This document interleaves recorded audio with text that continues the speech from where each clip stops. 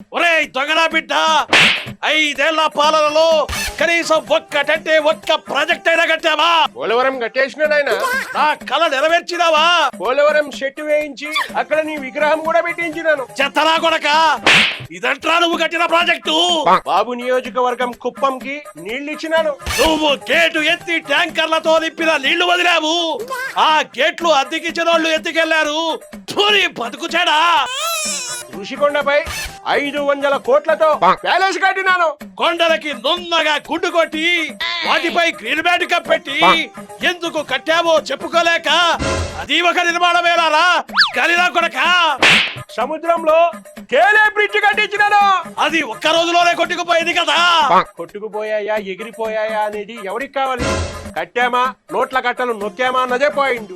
ఆ రోజు హెలికాప్టర్ నేను ఎక్కేటప్పుడు నిన్ను తీసుకెళ్లాల్సిందిరా.